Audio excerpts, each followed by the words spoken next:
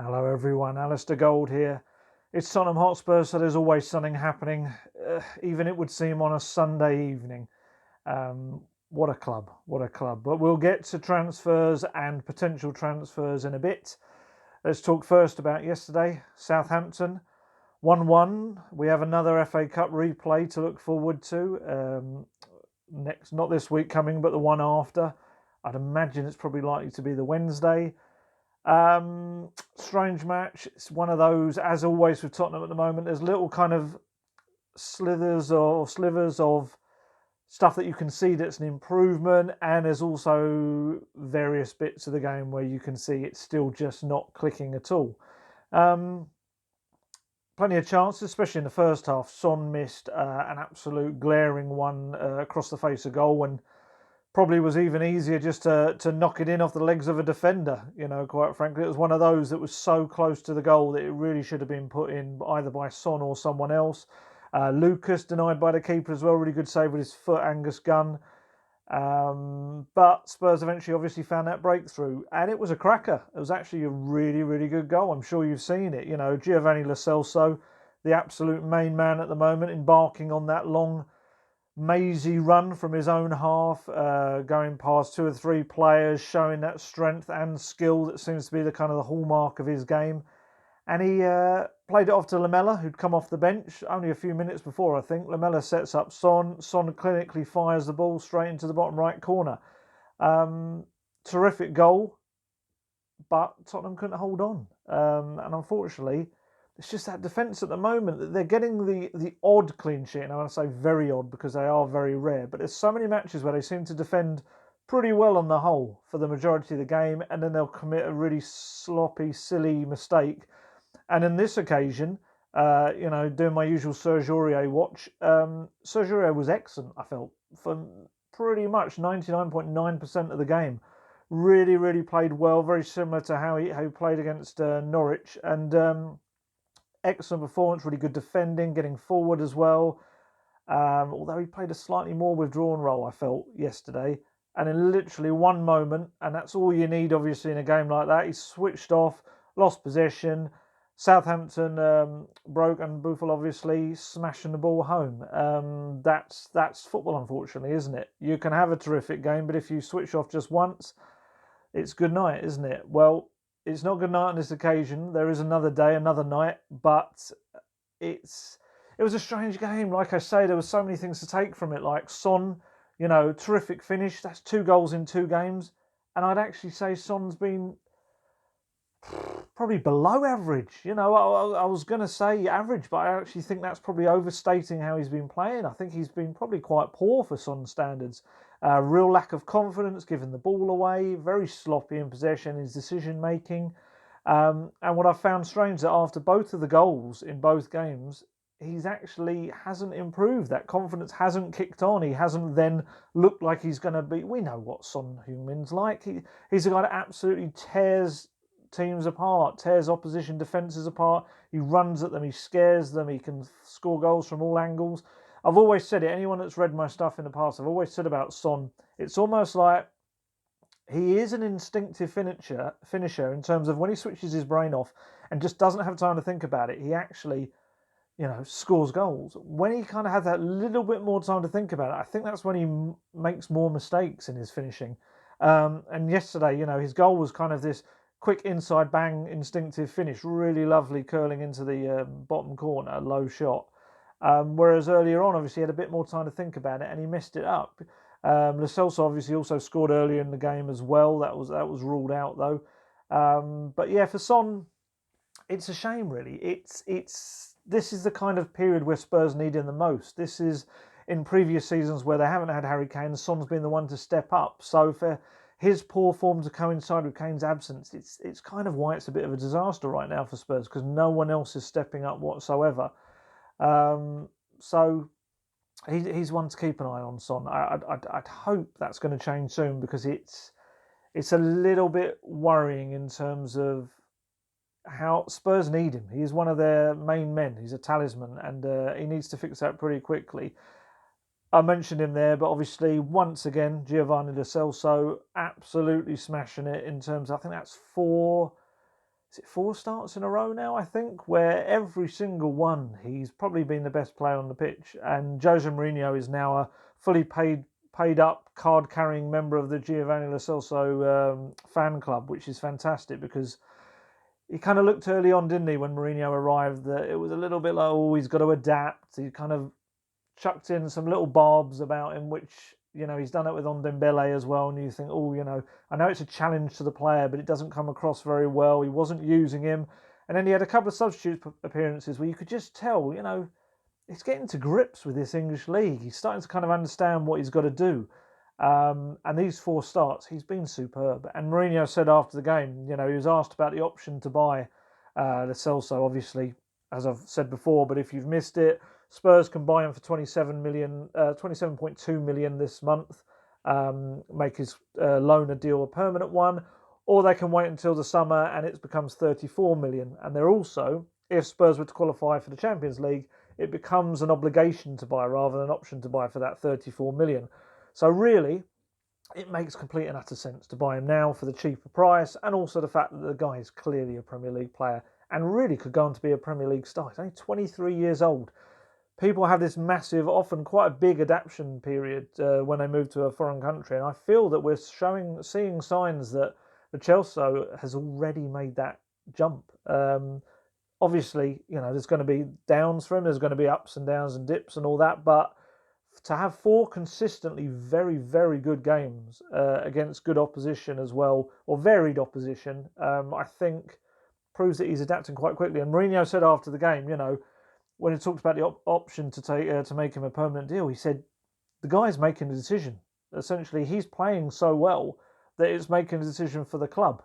He's going to be a bargain at that price. What is it? 27.2 million. I think it was about 16 million for the fee in itself. So you're only talking, upwards towards 45. I'm sure there's other add-ons as well.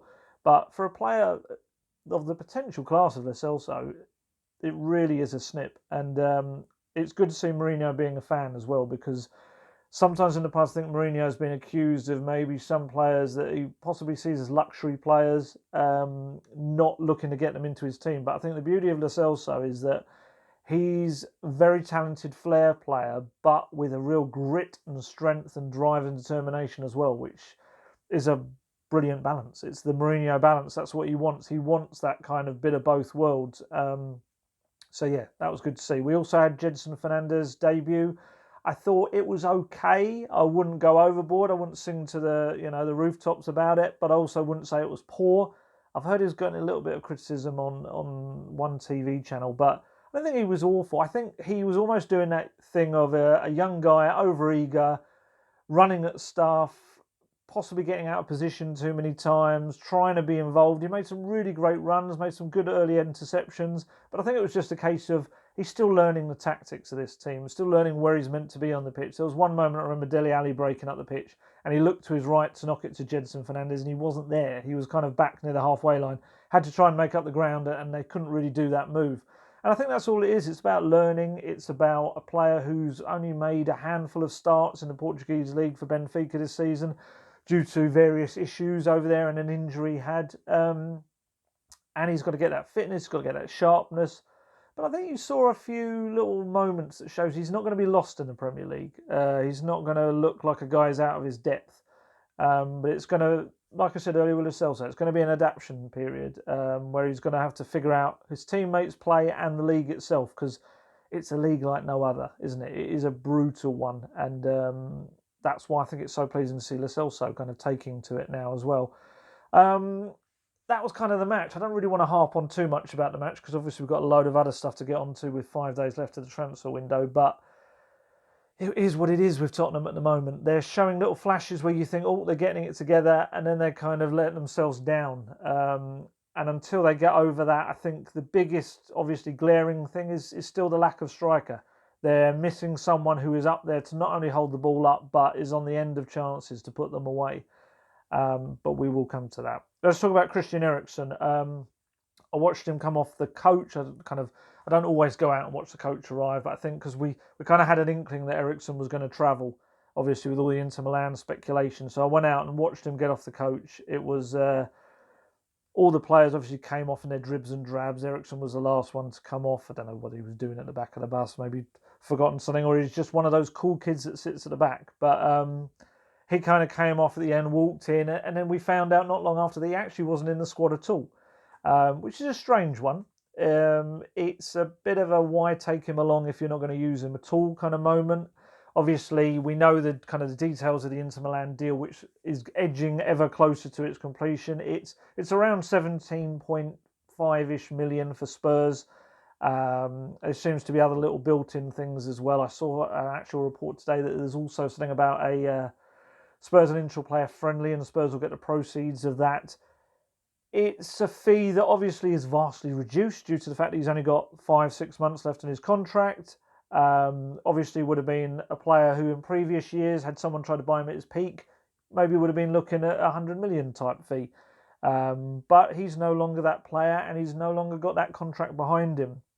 It actually still represents a profit for Tottenham. If we're going to look at it in a cold, hard business sense, I think he was signed for around 10-11 million from Ajax back in 2013. So strangely, yes, Spurs actually have made a profit on a player. Let's be honest, I think we all kind of expected to go in the summer for free. So that's something. But I did think it was strange that he went along yesterday. It may have been a player's wish. It may have been Mourinho saying, I need you there as the 19th man, just in case there's an injury or an illness for someone, which is unusual. That role is normally given to a young player. But he was there, Eriksen, and obviously it looks like that deal is going to get done within probably the next 48 hours or so. You know, he's expected to head out to Italy to have his medical, and that will be tied up. And it's a shame. You know, I don't want to harp on too much about Eriksen because we've spoken about him at length for a long time. But if anyone saw my tweet the other day, it's one of those. I hope people don't forget how good a player he was for Tottenham. You know, yes, it was a Tottenham that didn't win things, as many Tottenham sides have been, but the amount of assists and goals he's contributed, he was the conductor of Pochettino's team. He was such a big player in that. Yes, he maybe didn't turn up for the biggest games, and he'll have a massive regret over his performance probably in the Champions League final. But, you know, I can think back to terrific performances against Real Madrid at home, against Chelsea. He always seemed to turn up. He has been there in big games for Spurs. I think Juventus as well. I remember him putting in a big display. He's been a great servant to Spurs. Yes, the last 12 months or so, I've seen people saying he's been downing tools. He hasn't downed tools. He's always been available. You know, I know other players that have gone on and been praised since who did absolutely down tools for Spurs. He hasn't. He's always made himself available. There's obviously a subconscious thing of he's not going to want to get himself injured in case he scuppers a big move. But however, I would say about Eriksen, he's never been a guy that's gone in for challenges. He's never been a guy who's put himself about. And I think just because now his form's dipped as well, that's made it even more glaringly obvious. But I understand why people are upset. You know, you never want to hear a player say that he wants to leave for a fresh challenge. However, I think if you look at it in the cold light of day, it's a guy that for 6 years, or 6.5 years in the same job has decided he wants to do a different job. We've probably all been there. We've probably all wanted to change jobs for a new challenge and something a bit fresh and felt we're getting a bit stale. It happens. I just think because it's football, we maybe see it slightly differently, and as fans, obviously, it feels almost like an insult, and I understand that. But I think we're at a point now where it's a good time for all parties to kind of go their separate ways, and it'd be very interesting to see how he does in Italy, and how Spurs rebuild or don't without him. Certainly, Lo Celso showing signs that he can carry a lot of the duties that Eriksen previously did, especially in that deeper role. But I still obviously believe they need another replacement at least to take on some of those duties. Danny Rose. Oh, actually, before we go on Eriksen, I'll just also kind of add on the end there. Mourinho's very unhappy with the date it's being done. He said, you know, we shouldn't be getting to January the 25th and this is happening now. And he was very clear and not laying that blame at either Spurs or Eriksen's door, very much looking at his old club, Inter Milan. I get the impression there's always been a very set fee for what Spurs wanted for Eriksen, and it's been there since the start of the window. And Inter have kind of dilly-dallied, tried to get less, maybe looked at possibly getting him at the end of the season, and eventually they've just come in at the price that Spurs wanted in the first place. January 25th, smuck the player around, smuck the club around. And that seemed to be what Mourinho was indicating. So he's really not impressed. Another person who we don't know actually whether he's going to leave the club, but certainly even Mourinho was asked, is he going to leave the club? And he said, I don't know, is Danny Rose. Danny Rose's situation, he's been left out of the last 3 squads. Mourinho made it very clear yesterday he was not left home because he was injured. He was left at home because he just didn't feel he should be part of the squad. We've all read the stories. We all know the stuff that's come out. Certain people around the Tottenham camp and Mourinho have questioned where those stories have come from. I think you can probably guess kind of what I'm getting at there. But with Danny Rose, I feel that kind of with Eriksen, it's a very similar scenario in that it's just time maybe for all parties to go their separate ways. Mourinho made it very clear why he's not playing right now. He said, we've got Ben Davies is going to be my first choice there. He's the guy that I kind of look to fit the system of a left back that can come inside and make up a back 3. He said Tanganga, massive praise for Tanganga. He was saying, this is a guy who is so focused that he rarely makes any mistakes or looks like he's going to make any mistakes. And that is for a 20-year-old playing in the wrong position as well. He's a centre-back, obviously we know can play right back and now left back. That was big praise. And he said obviously there's Ryan Sessegnon as well, a young player who's developing and learning how to defend. And essentially when you've got those 3 players, you've also got Jan Vertonghen that can play in the role. Rose is very much becoming surplus to requirements. In a weird way, in a Mourinho team, if you're a pure fullback and you can't add too much from a attacking point of view, which maybe Rose in recent years has struggled to do, you probably are going to find yourself not in the top choices. We know about Danny Rose's previous in terms of interviews. The one, was it 2017, while he was injured, criticising the club's methods, their transfer methods, saying that in his next contract he wanted more money while he was injured, which obviously isn't the greatest time. His next interview, the biggie, was obviously saying that he wasn't going to go anywhere in January. The club couldn't force him out. He was going to see out the last 18 months of his contract. I think the big thing with Danny Rose, he's a very honest guy, stands up for what he believes in, which is great. But I also think his timing is sometimes off. Like I said earlier, looking to talk about getting a bigger wage packet when you're 6 months into a long-term injury. And his comments on, looking to see out his contract when I think it was a week later there was a change of manager. He was very close to Pochettino. A week later there's a new manager, and now you've got the likes of Newcastle interested in Bournemouth looking at him, and he's kind of almost ruled himself out of a move, which seems daft because he's not going to play. He's not going to get his place back in the Euros England squad, under Gareth Southgate if he doesn't play football. It almost seems like, obviously, you're perfectly entitled to sit out your last, whatever it is, 18 months of his deal until 2021. But is that actually a good thing for your career? Is that something that, while it's taking a stance and it's showing your principles, is it actually something that's going to benefit you? And I don't think it is. I think it's a time for Danny Rose. He's 30, I think? He's either 29 or 30 in the summer. He's at a time in his career he needs to be playing regular football, and I don't think that's going to happen at Tottenham. So it's down to the play. There's 5 days left. Is he just going to sit around and be true to his word, or is he maybe going to try and progress with his career, which has obviously stagnated massively since those knee problems? All eyes on that over the next few days. I think, as I said, I think it's best for all parties if he kind of climbs down slightly on what he said before. He said before he wanted to move up north before the end of his career. Newcastle would present it with that opportunity. We'll see. It will be Danny Rose's decision by the sounds of it. So let's talk about transfers. Come on, let's get into it. Sorry, I know this is 19 minutes into a video, but you know what I'm like. I sometimes do get a bit carried away with other subjects. So, transfers. You will have all seen this evening plenty going on about Steven Bergwijn. I may have murdered the pronunciation of his name. I'm sorry if I have. Very strange. Well, it's not a strange one. It's slightly unexpected at this time of this window. He's a player, PSV winger, who Spurs have looked at in the past, probably the last 2 years maybe or so. They've been keeping an eye on him. In the summer there was a lot of buzz that maybe they were going to finally make a bid. But as Mourinho said before, and I've kind of have mentioned in the past, this window for Spurs is very much a window of opportunity. He's not a player in a position that Spurs are desperate for. He's versatile. Don't get me wrong, he can play on the right or the left of the wing, or he can play as like a support striker behind the main man up front. I think he is occasionally filled in as a striker as well, but we're not talking a full target man type striker. So he's not a player that is a desperate need for Tottenham right now. However, he's a very talented young man, 22 years old, absolutely great ability to dribble, set up and score goals. And I think it's one of those where the scenario has actually come up where he might be available. And Spurs maybe, we know how they're run. We know they're run as a business, certainly with players. They will look to bring in always younger players with a potential resale value, players that can increase in their value.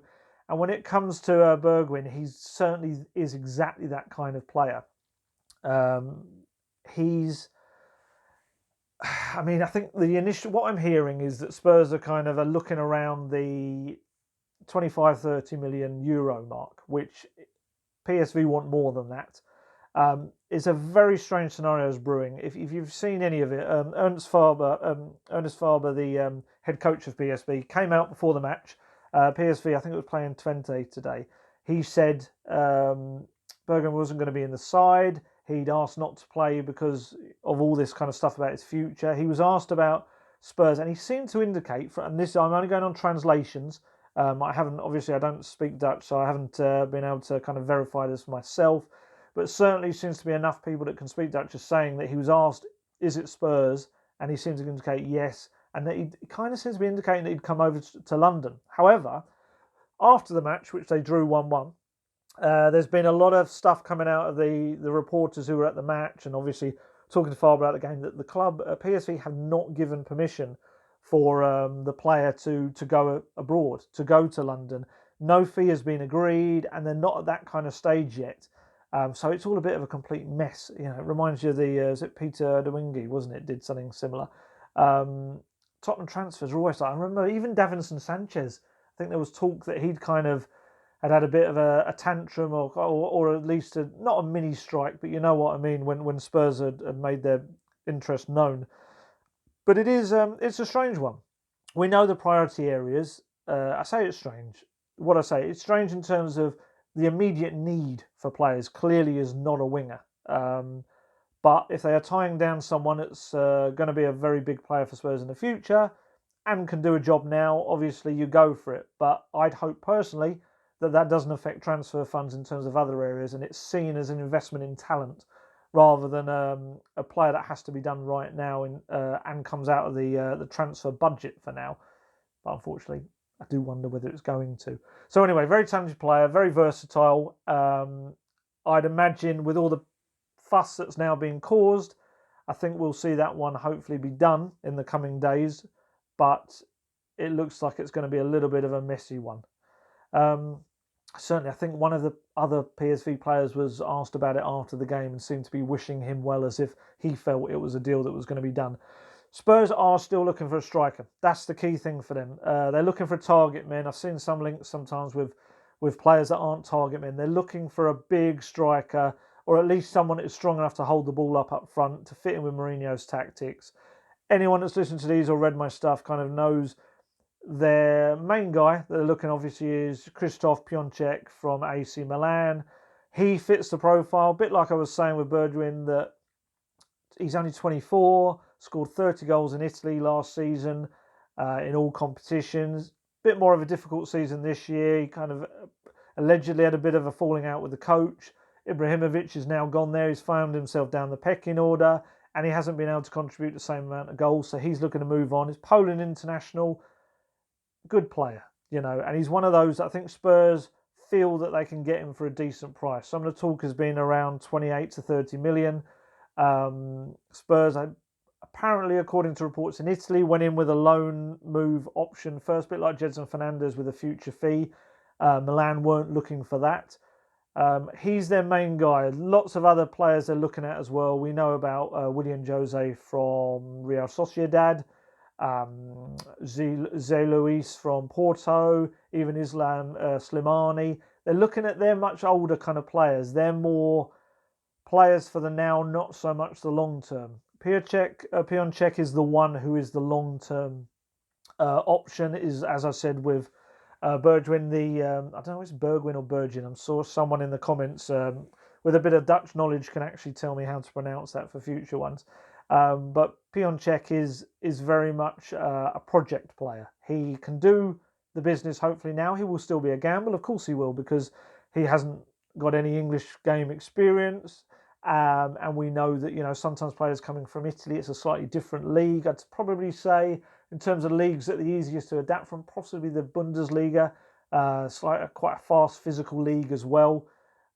So it is no guarantees that he'll be a success, but certainly seems to be an opportunity that possibly AC Milan would let him go due to kind of looking to raise funds for other things. So keep an eye on him. And if they can't get him, then I think they'll look to turn to one of the other options. And you know how Tottenham are. Like I said, window of opportunity. There may be other doors that open in these remaining days as well. When we talk about priorities and where they need to sign, I do believe, I kind of get the impression that certainly one area that was a priority before is kind of not so much now, maybe until the summer. And that's in right back and also left back. And I think that's because of a certain Japhet Tanganga. Spurs, certainly I was told if Kyle Walker-Peters left, we're going to look for another right back to replace him. However, Mourinho's been so enamoured with Japhet Tanganga, who can play right across that back line, that actually, if you look at in terms of squad depth now, suddenly the right back position has Aurier, and it has Tanganga can play there as well, and obviously it'll push other players too. So that's kind of two right backs in that role. Same with left back. You've got Davies, who's going to be back probably hopefully in the next fortnight or so. You've got Sessegnon. You've got Tanganga can play there. Obviously, it's not a natural fit, but if you want someone that will sit there and form a back three when needed, he's your man. So Danny Rose potentially and Walker-Peters could be allowed to go. And then don't need to address that scenario right now. It could be something they could leave to the summer now. Aurier, I still wouldn't be stunned if Aurier wants to go in the summer. And that's when you maybe look to bring in a Max Aarons, to fill that role. Certainly, I think this window is going to be too tough to bring in a fullback, unless, as I say, an opportunity comes at the last minute. But yeah, that's why I don't believe that is as much of a priority. I still do believe a defensive midfielder should come in. I think you look at someone like Boubakary Samare at Lille. He's certainly a player that Spurs are very interested in. João Sacramento, the assistant manager at Spurs, obviously knows him very well, having been formerly at Lille. Very, very talented young player. However, once again, it's whether it's a deal that can be done in January or whether Spurs will look to say, look, right, we want this guy, but let's make it so we get him in the summer when we feel we actually can. Lille then can get a proper replacement in. And for now, we look to use the likes of Harry Winks or Gedson Fernandes in that kind of deeper role. You've got Ndombele coming back as well. We still don't know what's going to happen with Victor Wanyama. Literally the forgotten man, those knee injuries again. Another player that, even worse than Danny Rose, have absolutely kind of fragmented his career. There are probably Eric Dyer as well, although obviously we know he's struggled to find the form of old. It's a strange one. It's a strange. I'm really overusing the expression. It's a strange one today, but it's Tottenham Hotspur. There's always something strange going on. But yeah, I do wonder whether defensive midfielder they will just decide to look in the summer for that one and not fill that now, which ends up you look at a striker. Sounds like Bergwijn is gonna be the man. They're looking for another attacking option. I still don't believe he probably fills the Eriksen role. From what I've been told, they will look to try and bring in some kind of extra Eriksen replacement because Lo Celso can do the role, but you're putting a lot of pressure on the shoulders of someone who had a bad injury, obviously that hip injury earlier in the season, still adapting to the Premier League, and you can't just have one playmaker in your team. I think you do need another.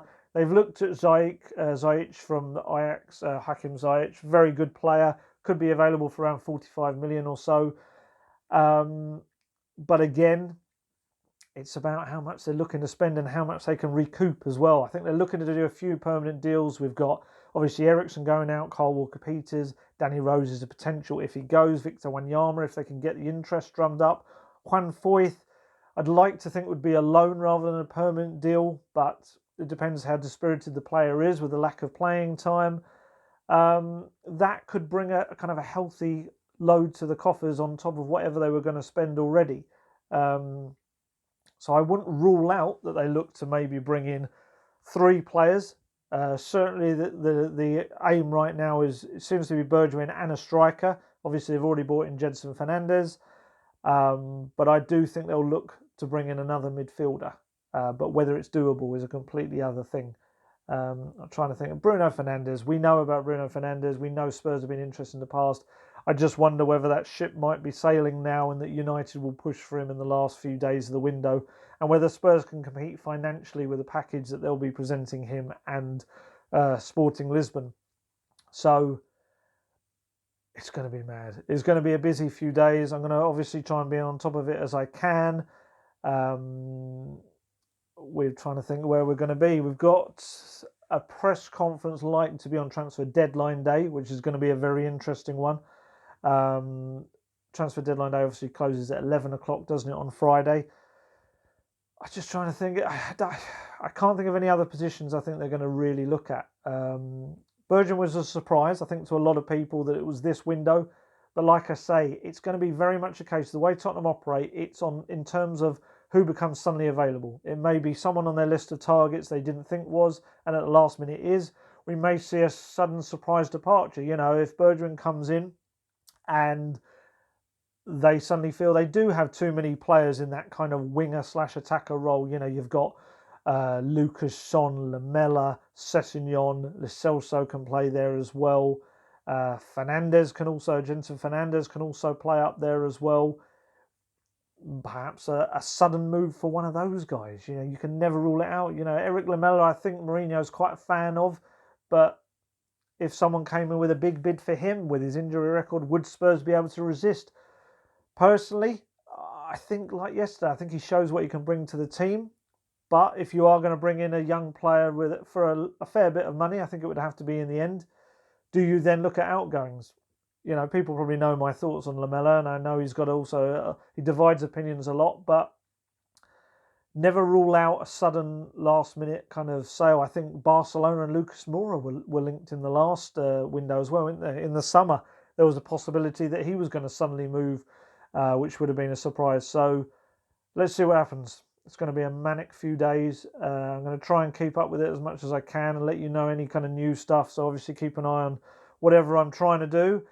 And hopefully Spurs look to start this rebuilding process. You look at the young players. Those young players are building up now. You've got Gedson Fernandes, obviously only 21. If they bring Bergwijn, he's 22. On Dembele, 23. I think he may even be 22 still. Lo Celso, 23. Sessegnon, 19. Tanganga's in the team now, 20. I kind of have been talking about a lot of that rebuild, and actually without thinking about it, it's kind of happening. It's going to take a hell of a lot of time. It's not the here and now players, I think, rebuild that people wanted, but it's certainly a real young core of players that are starting to kind of filter into Tottenham. And if you lose the likes of Eriksen, Rose, Wanyama, that's a lot of the older breed, and Jan Vertonghen still very much up in the air his future. That kind of freshening up with young players is happening.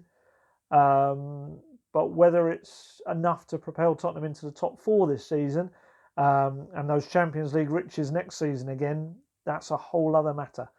We shall find out. I'm aware I've waffled on for a very long time already, so keep an eye, and I'll keep an eye on all the situations going on around the club, and I shall let you know what's going on. Talk to you later.